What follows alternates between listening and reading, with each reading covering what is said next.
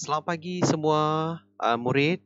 Jadi untuk hari ini kita sekali lagi berjumpa dalam pembelajaran kita pada pagi ini ya. Okey, jadi kita akan lihat satu topik ya, satu sajak yang kita akan lihat di tingkatan 5 yang anda belajar. Okey, kita akan lihat sejadah rindu. Okey, yang ini memang dalam topik pembelajaran anda, sejadah rindu. Okey, jadi sebelum itu anda tahu tak apa itu sejadah? Okey, kalau anda ada kawan Muslim?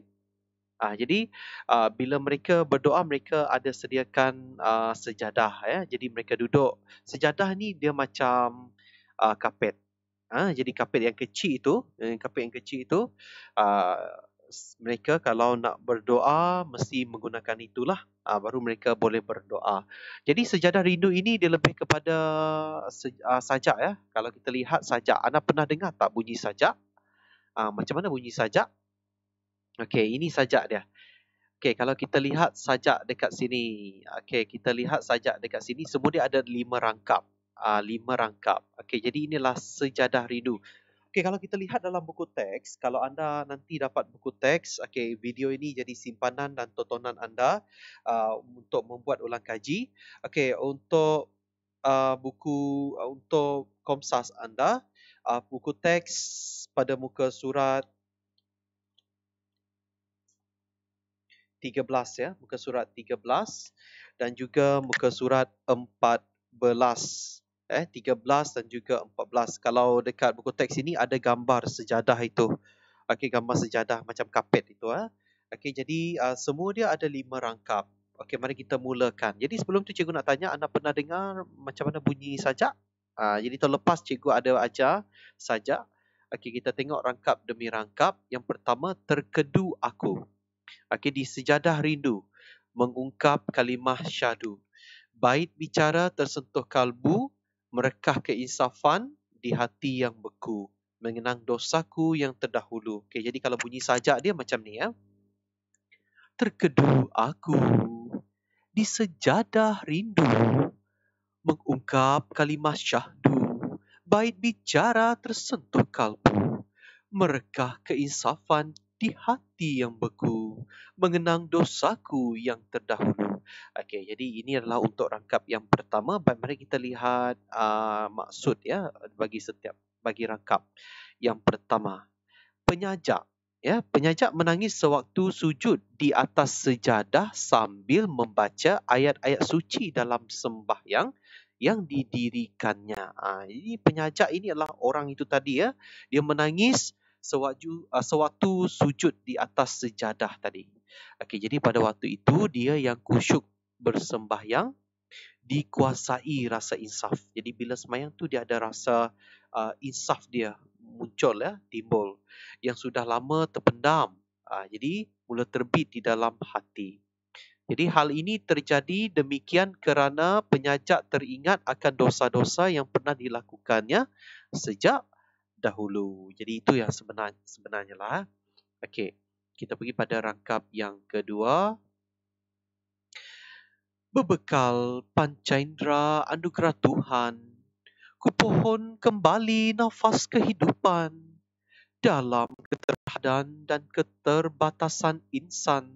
Moga terbuka ruang keampunan sebelum saat aku dinisankan di masa yang kau tetapkan. Okey, kalau kita lihat ya perkataan dinisankan ini, dinisankan maksudnya dikuburkan ya. Sebelum dia kembali kepada Tuhan. Kita pergi pada rangkap yang kedua. Dengan penuh keinsafan di dalam hati penyajak tetap bersyukur. Okey, kerana dia mendapat peluang hidup yang dikurniakan oleh Tuhan yang Maha Kuasa. Jadi penyajak juga sedar bahawa hidupnya semakin terbatas dan terhad. Maknanya mungkin tidak panjang ya. Jadi kerana usianya semakin lanjut. Okey, jadi oleh hal yang demikian penyajak berharap agar Tuhan mengampunkannya sebelum dia menemui ajal pada waktu yang ditetapkan olehnya. Okey, jadi itu untuk rangkap yang kedua ya. Kita pergi pada rangkap yang ketiga. Okey, rangkap yang ketiga, air mata menjadi saksi. Keikhlasan menjadi bukti akhirnya. Aku sujud menghadap Ilahi di keheningan yang sepi. Lafaz taubat mengiringi nafas sebab kian mengikuti. Okey, jadi kalau kita lihat rangkap yang ketiga ini ya, sewaktu bersujud di atas sejadah, okey di kapet tadi tu penyajak mengalirkan air mata keinsafan yang dan ikhlas memohon keampunan daripadanya kepada Tuhan ya. Jadi dalam kesepian dan kesunyian diri pada usia itu, penyajak juga meluahkan rasa insaf dan taubat kepada Tuhan melalui doa yang dipanjatkannya dalam sembahyang yang didirikan. Jadi waktu sembahyang, dia ada rasa insaf. Pada masa yang sama penyajak berasa sebab atas sebab ini rasa mahu menangislah, sedih. Segala yang terjadi kerana banyak dosa yang telah dilakukannya sebelum ini. Banyak dosa yang telah dilakukan ya. Okay, itu sebab dia rasa sebab, rasa mahu menangis. Hati ini luluh, jiwa yang kaku tersentuh. Ayat-ayat cinta disusun kukuh. Di sejadah rindu yang lusuh, kemaafan yang kupohon sungguh dari pencipta dalam gemuruh.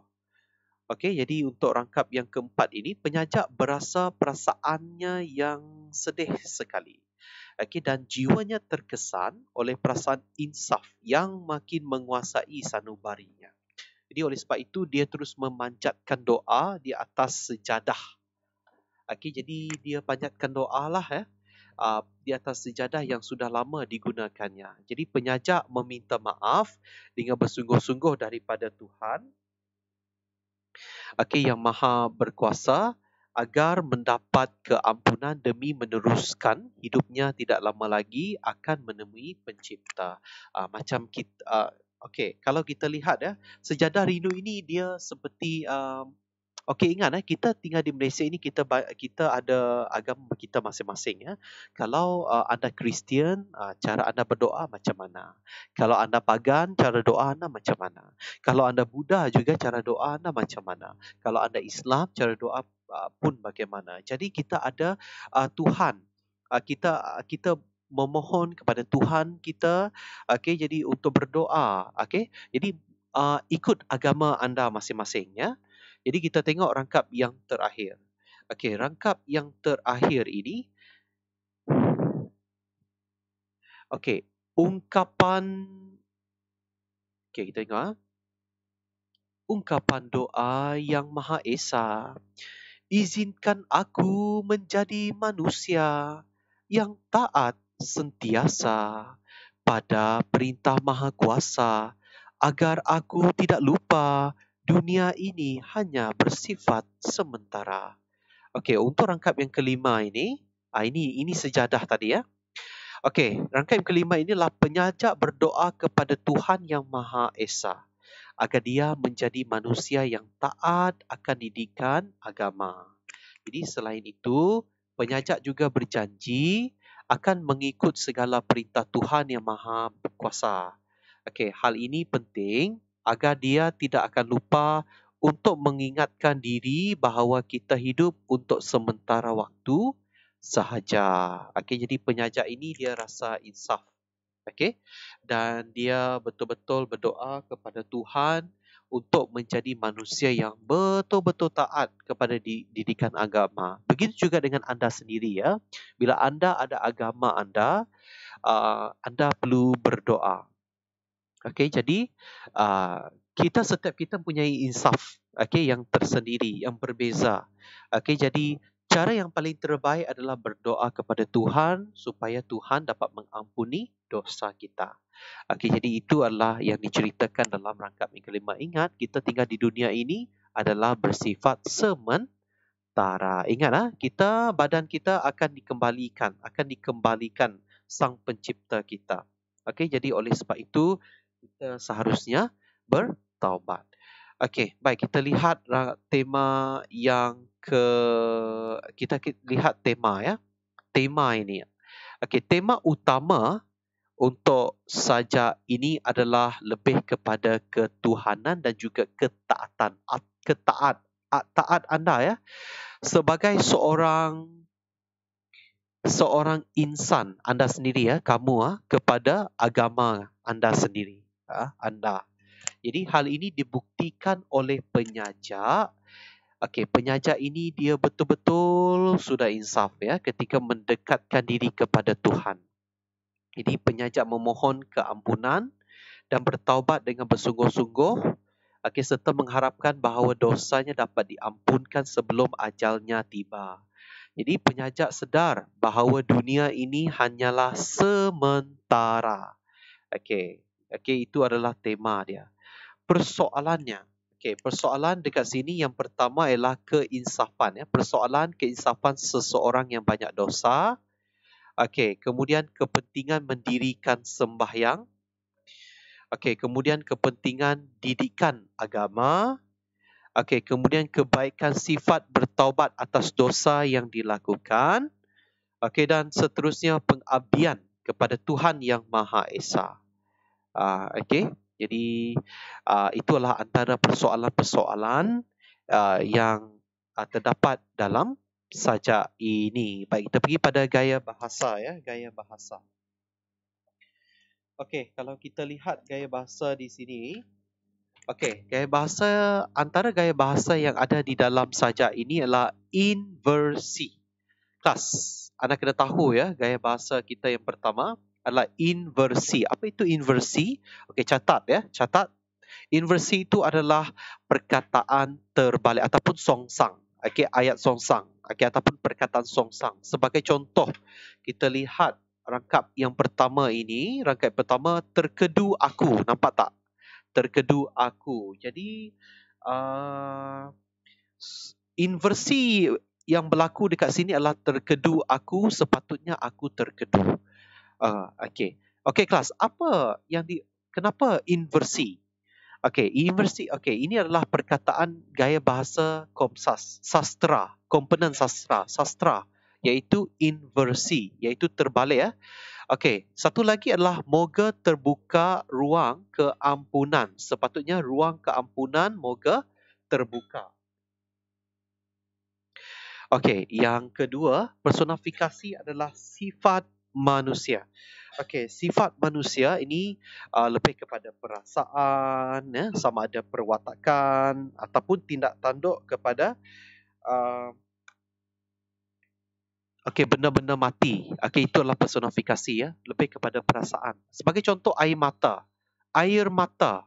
Air mata menjadi saksi. Kenapa tak manusia? Jadi personifikasi di sini adalah air mata. Kemudian metafora lebih kepada bentuk kiasan ya, bentuk hiasan, kiasan. Sebagai contoh adalah sejadah rindu. Ini adalah antara bentuk kiasan ya. Dan satu lagi adalah nafas kehidupan ya.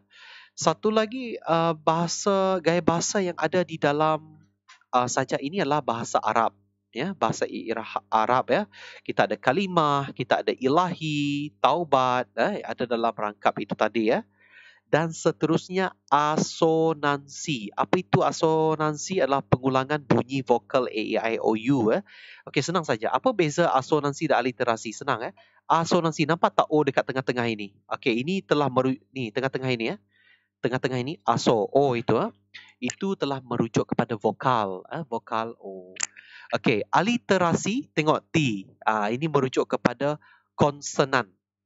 Konsonan, maknanya selain daripada A, E, I, O, U. Nampak tak kelas?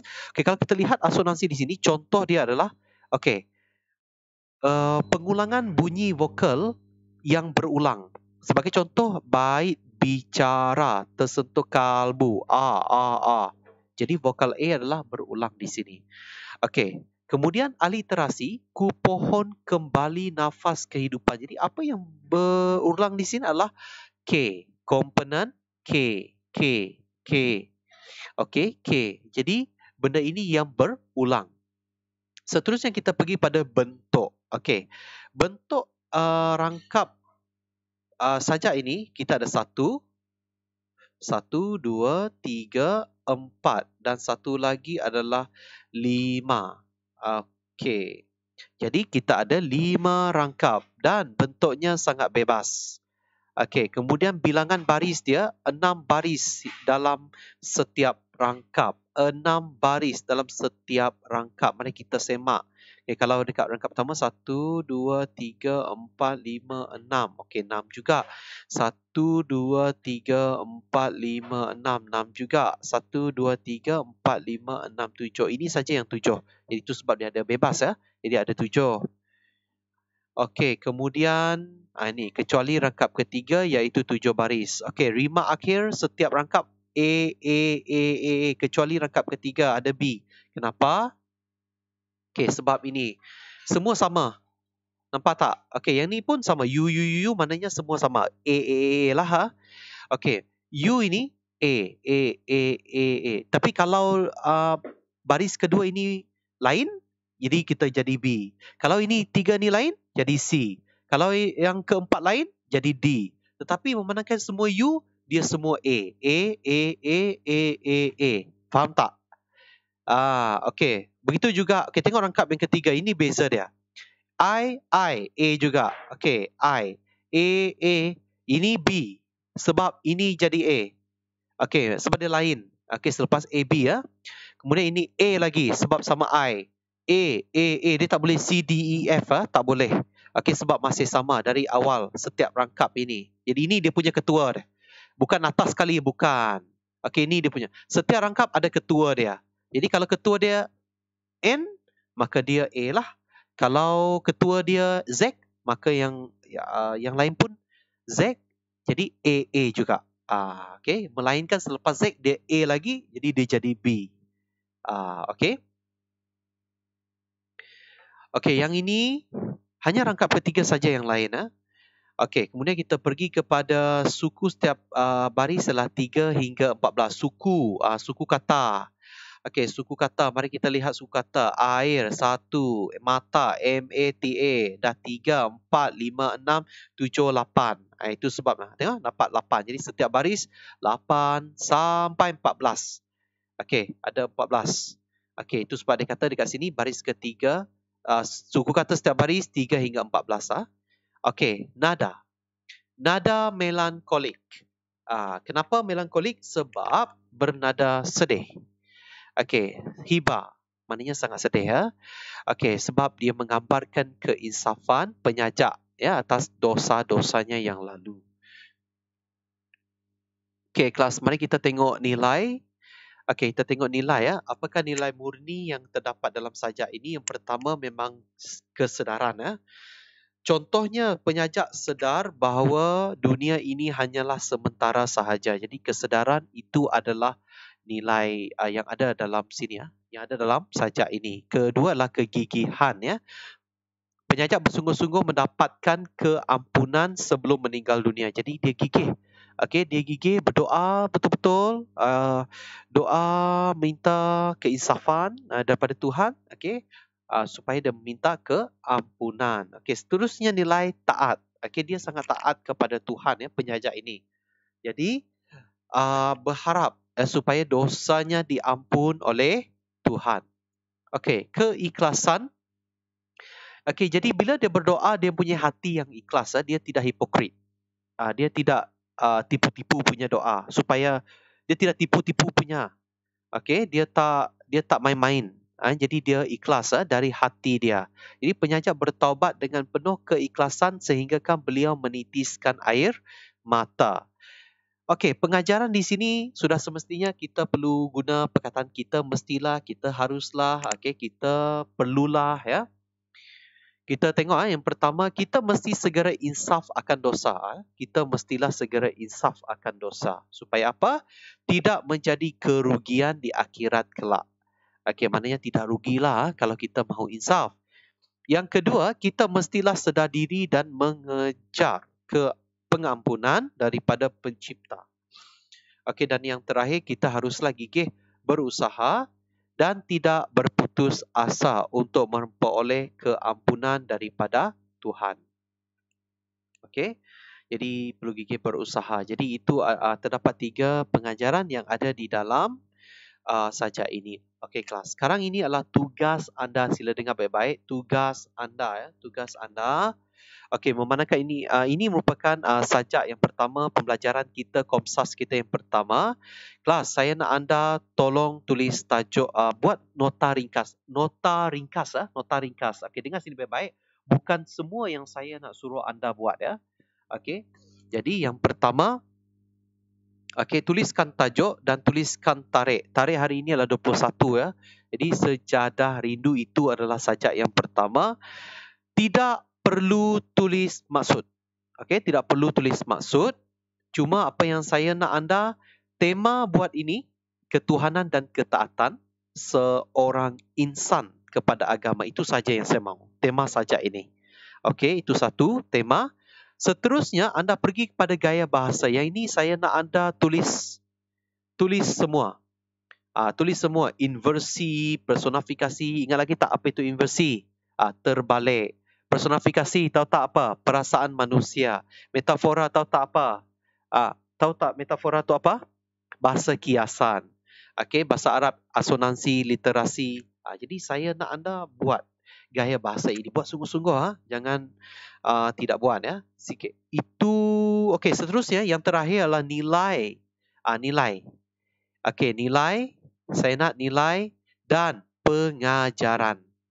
Okey, yang ini saya nak anda buat dalam bentuk peterminda. Okey, buat kemas-kemas. Buat sungguh-sungguh. Kita belajar ni mesti sungguh-sungguh.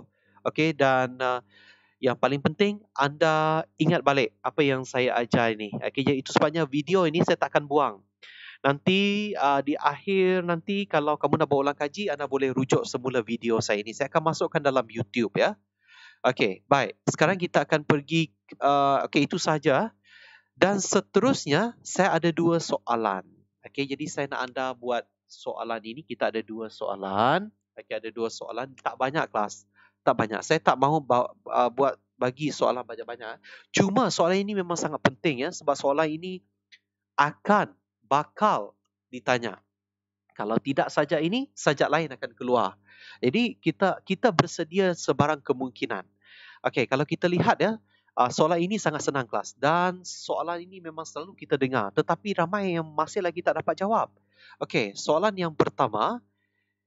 Pada pendapat anda, mengapakah seseorang itu perlu memiliki agama dalam kehidupan? Tengok, pada pendapat anda, mengapakah seseorang itu perlu memiliki agama dalam kehidupan?